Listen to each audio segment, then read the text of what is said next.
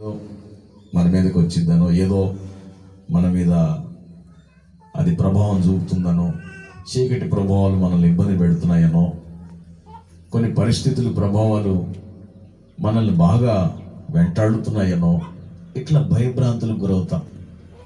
అలా భయపడినప్పుడల్లా మీ ఇంట్లోంచి ఒకసారి బయటికి రండి, నక్షత్రాలు చూడండి, ఆకాశ విశాలాన్ని చూడండి.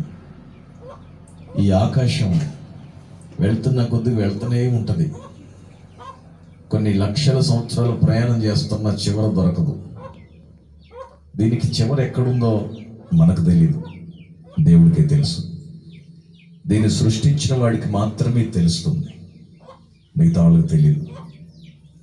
నక్షత్రం దగ్గరికి వెళ్ళటానికి 1000 సంవత్సరాలు పైగా పడుతుంటే, ఇంకా కొన్ని నక్షత్రం దగ్గరికి వెళ్ళటానికి మనకి రాత్రిపూట చూసినప్పుడు వెలుగుతూ ఉంటాయి.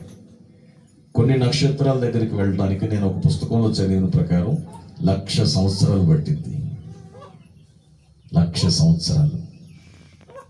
నాకు తెలిసి మనిషి కూడా సృష్టించబడి 1,00,000 సంవత్సరాలు కాల. అంటే దేవుడు ఎంత గొప్పడో చూడండి, ఎంత ఉన్నతమైన దేవుడు.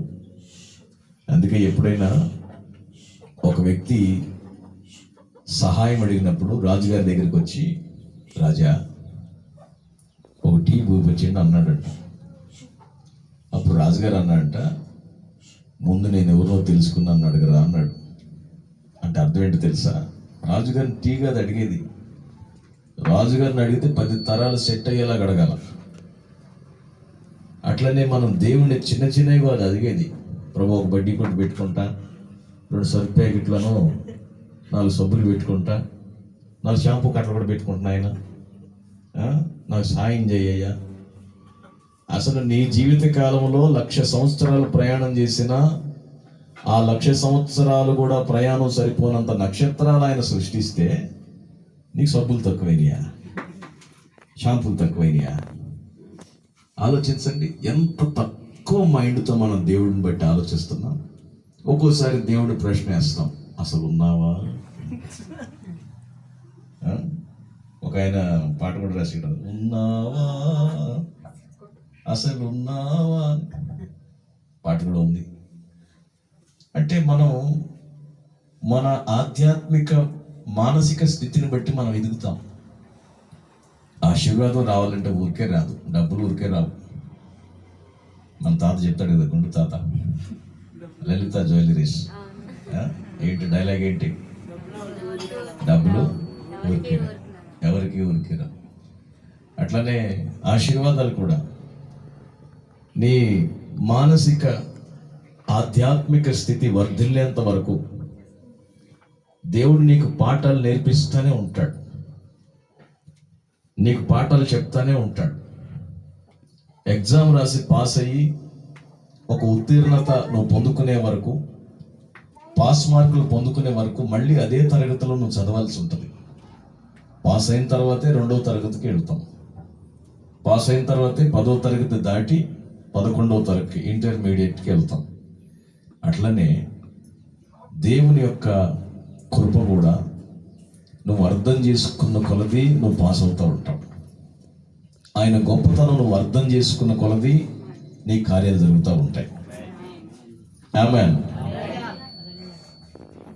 ఆయన ఆశ్చర్యకరమైన సంగతులు, అద్భుతకరమైన సంగతులు ఈ బైబిల్లో చదివినవి చాలా తక్కువ. భక్తులు రాస్తూ ప్రభు గురించి ఒక మాట చెప్తాను.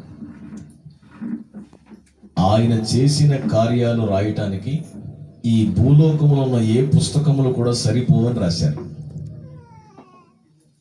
యేసుప్రభు శిష్యులు వాళ్ళ వృత్తం వరకు రాసి, ఆయన చేసినవి రాయటానికి ఈ భూలోకంలో ఉన్న పుస్తకాలు సరిపోవు. అంటే అన్ని అద్భుత కార్యాలు చేశాడు. కానీ ఈరోజు మనం ఏ స్థాయిలో ఉన్నామంటే, అసలు దేవుడు అనేవాడు ఉన్నాడా?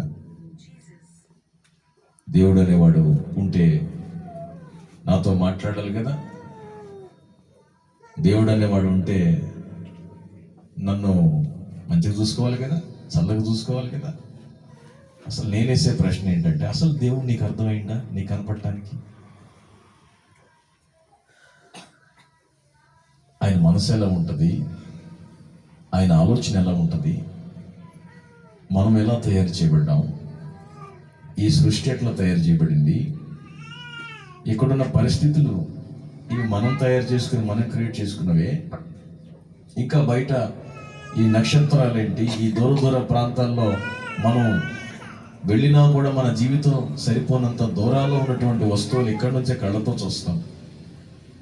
అంటే మనం దేవుడు ఫస్ట్ అర్థం చేసుకోవాలా, మనకు అర్థం కాలేదు ఆయన. అందుకని దేవుణ్ణి అర్థం చేసుకున్న వాళ్ళు, ఆయన మన కోసం దిగి వచ్చి శిలువ త్యాగం చేశాడంటే ఏడుపు వచ్చింది.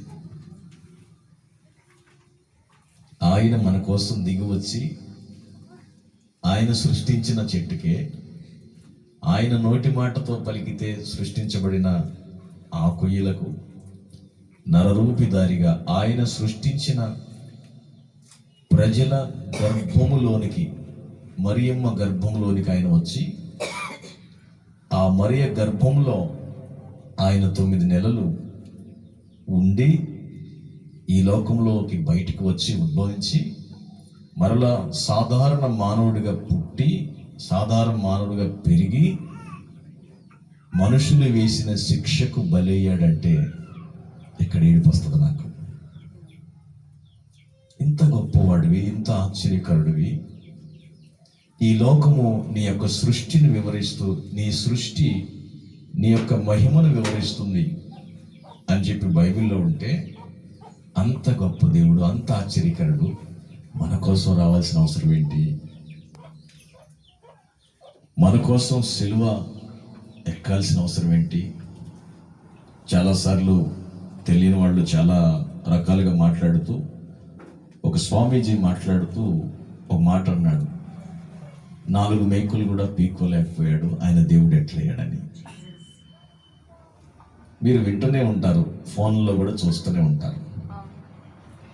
ఒక మాట చెప్పాలంటే, ఓపిక అనే దానికి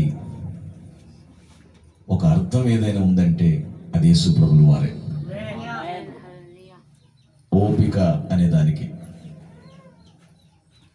చివరిలో నేనేమంటానంటే, మన పాపముల కంటే ఆయన ప్రేమ గొప్పదన్నాను చూసారా. నిన్న ఒక కొటేషన్ చెప్పాను నేను, మన ఘోర పాపం, అది ఎంతటి ఘోర పాపమైనా సరే ఆయన ప్రేమ దానికంటే గొప్పది. ఆ గొప్ప ప్రేమ తనను సిలువ వేసిన వాళ్ళని కూడా క్షమించింది. తండ్రి, వీరేమి చేస్తున్నారో వీరెరుగరు కనుక వీరిని క్షమించండి. తిరగబడటం గొప్ప కాదు, తిరిగి మాట అంటం గొప్ప కాదు. క్షమించటానికి ధైర్యం కావాలి, క్షమించటానికి ఆలోచన కావాలి, క్షమించటానికి శక్తి కావాలి, ఓర్చుకోవడానికి శక్తి కావాలి. నేను ఒక మాట చెప్తాను, నా ప్రభువు మనందరి కోసం సిలువలో త్యాగమై నీ కోసం నా కోసం ఆయన ఓర్చుకున్నాడు.